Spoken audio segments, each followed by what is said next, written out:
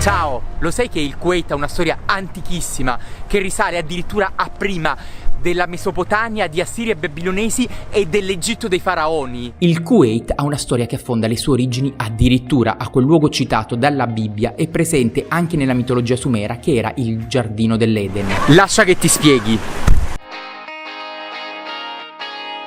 Qui dove oggi c'è il deserto, una volta era decisamente più verdeggiante, con praterie simili a savane, piogge abbondanti e corsi d'acqua che hanno scavato i solchi profondi che caratterizzano l'attuale territorio desertico. Questa zona, che si sviluppa intorno a tutto il Golfo Persico, viene identificata come il giardino dell'Eden. Qui si sviluppò una delle più grandi civiltà del Medio Oriente, quella dei mercanti navigatori di Ilmun, fondata al largo delle coste del Bahrain, che instaurarono una fitta rete di rotte commerciali.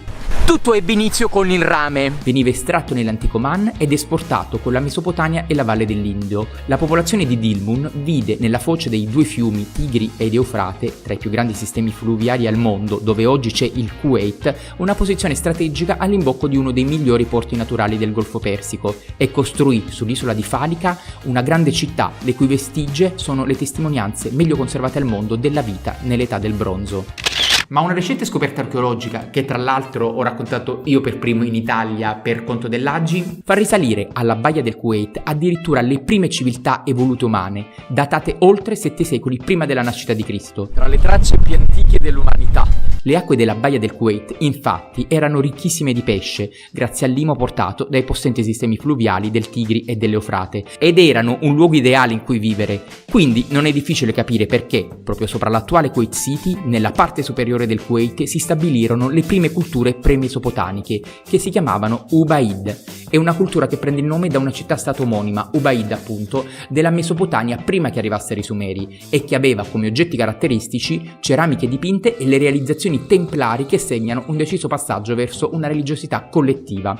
Qui appunto è stato scoperto il più antico tempio di tutta la regione e le fondamenta di una piazza nei pressi del Mutula Ridge, l'altopiano del Kuwait. Quando poi nel III secolo arrivò Alessandro Magno, la zona era già un centro fiorente, commerciale, come viene raccontato nell'Anabasi di Alessandro. Il testo che descrive le sue imprese, scritto dallo storico Flavio Arriano, che spiega come il suo ammiraglio Nearco fondasse lì un'importante colonia commerciale sull'isola di Falica. Alessandro Magno gli diede il nome di Icaros e divenne, dal III al I secolo a.C., una fiorente colonia ellenica. Questo è il castello dei generali ellenici di Alessandro Magno. Oggi sull'isola di Falica c'è il più importante sito archeologico di tutto il Golfo Persico. Qui sono presenti i resti di alcuni templi dedicati ad Artemide e ad Apollo, stele recanti le istruzioni per il promettente avamposto coloniale, monete d'argento, vasi e fregi decorativi che testimoniano come Icaros divenne un importante porto commerciale sulla rotta tra Mesopotamia e India, il tutto conservato nel bellissimo Museo Nazionale ricostruito, anche se i lavori sono ancora in corso.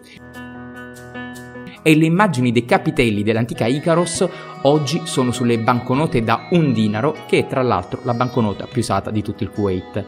Il Kuwait oggi non brilla per politiche di turismo, ma avrebbe il suo da dire se solo decidesse di investirci. Grazie alla presenza, infatti, di un nuovo resort sull'isola di Falica, si stanno attraendo visitatori e l'isola sta iniziando ad assumere l'importanza che merita, trasformandosi in un sito archeologico importante. E in generale il Kuwait è uno dei posti assolutamente da visitare, almeno una volta nella vita, perché qui è dove l'uomo ha cominciato la sua conquista del mondo. Alle foci del Tigri e dell'Eufrate, che tutti abbiamo studiato a scuola, che oggi si chiama Kuwait. Io sono Damiano Crognali e questo è